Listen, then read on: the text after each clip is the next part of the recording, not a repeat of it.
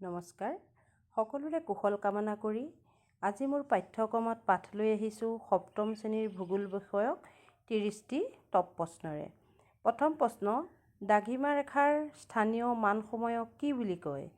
গ্ৰীনিচ মানসময় বুলি কয়। 180 ডিগ্ৰী দ্ৰাঘিমাংশত সময়ৰ ব্যৱধান কিমান? 12 ঘণ্টা। পৃথিৱীৰ কেন্দ্ৰভাগৰ উত্তাপ কিমান? 6000 ডিগ্ৰী চেলছিয়াছ। সীমা শব্দটোৱে কি বুজায়? সীমাৰ SI চিলিকন, MA মেগনেছিয়াম বুজায়। পৃথিৱী কেতিয়া সৃষ্টি হৈছিল? 450 কোটি বছৰৰ আগেয়ে পৃথিৱী সৃষ্টি হৈছিল। পৃথিৱী পৃষ্ঠৰ পৰা অভ্যন্তৰ ভাগলৈ কেইটা স্তৰ আছে? 3টা স্তৰ আছে। স্তৰকেইটা হৈছে ভূত্বক, গুৰুমণ্ডল আৰু কেন্দ্ৰমণ্ডল। ভূত্বক কিমান কিলোমিটাৰ ডাঠ? ভূত্বক 20 কিলোমিটাৰ ডাঠ। তাৰ পাছৰ প্ৰশ্নলৈ আহিছোঁ। গুৰুমণ্ডল কিমান কিলোমিটাৰ ডাঠ? গুৰুমণ্ডল 2900 কিলোমিটাৰ ডাঠ। কেন্দ্ৰমণ্ডল কিমান কিলোমিটাৰ ডাঠ? কেন্দ্ৰমণ্ডল 3486 কিলোমিটাৰ ডাঠ। বায়ুমণ্ডলক কেইটা ভাগত ভাগ কৰা হৈছে? বায়ুমণ্ডলক 4টা ভাগত ভাগ কৰা হৈছে। টপস্ফিয়াৰ, ষ্ট্ৰেটোস্ফিয়াৰ, মেছস্ফিয়াৰ, থাৰ্মোস্ফিয়াৰ। আকৌ থাৰ্মোস্ফিয়াৰৰ 2টা ভাগ আছে, এক্সস্ফিয়াৰ আৰু আয়নস্ফিয়াৰ। তাৰ পাছৰ প্ৰশ্নলৈ আহিছোঁ। সূৰ্যৰ অনিষ্টকাৰী ৰশ্মিৰ পৰা ক্ষতিকাৰক অতিবেঙুনীয়া ৰশ্মিক কোনে বাধা দিয়ে? অজন স্তৰে বাধা দিয়ে। সূৰ্যৰ পৰা যি ক্ষতিকাৰক ৰশ্মি আহে অতিবেঙুনীয়া, তাক অজন স্তৰে বাধা দিয়ে।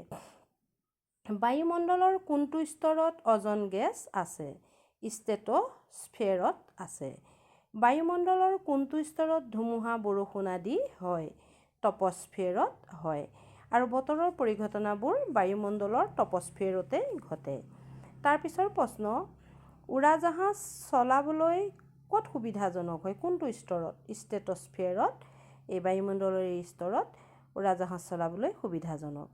মহাকাশৰ পৰা নামি অহা উল্কা কোন স্তৰত জ্বলি উঠে? মেছস্ফিয়াৰত। কোনটো স্তৰে ৰেডিঅ' শুনাত সহায় কৰে? থাৰ্মোস্ফিয়াৰে ৰেডিঅ' শুনাত সহায় কৰে। তাৰ পাছৰ প্ৰশ্নলৈ আহিছোঁ। ভাৰতৰ মুখ্য বতৰ বিজ্ঞান কেন্দ্ৰটো ক'ত আছে? মহাৰাষ্ট্ৰৰ পুনেত আছে। এইটো প্ৰশ্ন আহি থাকে দেই, অকণ মন কৰিব। তাৰ লগতে এইটোও দিব পাৰে, অসমৰ ক'ত বতৰ বিজ্ঞান কেন্দ্ৰ আছে? লিখিব, গুৱাহাটীৰ বৰঝাৰত আঞ্চলিক বতৰ বিজ্ঞান কেন্দ্ৰ আছে। জলবায়ু কাক বোলে? উত্তৰটো হৈছে, কোনো এটা অঞ্চল বা ৰাজ্য, দেশৰ প্ৰায় 30 বছৰৰ পৰা 50 বছৰৰ গড় অৱস্থাকে জলবায়ু বোলে। তাপৰ একক কি? তাপৰ একক হৈছে চেলছিয়াছ। আৰু এই চেলছিয়াছ তাপৰ একক কোনে উদ্ভাৱন কৰিছিল? এণ্ডাৰ্ছ চেলছিয়াছে আৱিষ্কাৰ কৰিছিল। বৰষুণ কেই প্ৰকাৰৰ? বৰষুণ 4 প্ৰকাৰৰ। পৰিচলন বৰষুণ, শৈলোৎক্ষেপণ বৰষুণ, ঘূৰ্ণী বৰষুণ আৰু অৰণ্য বৰষুণ। তাৰ পাছত প্ৰশ্ন, শ্বিলঙৰ উচ্চতা কিমান? সমুদ্ৰ পৃষ্ঠৰ পৰা শ্বিলং 1600 মিটাৰ ওপৰত আছে, 1600 কিলোমিটাৰ ওপৰত। এইটো প্ৰশ্ন আগতে আহিছে, চাব।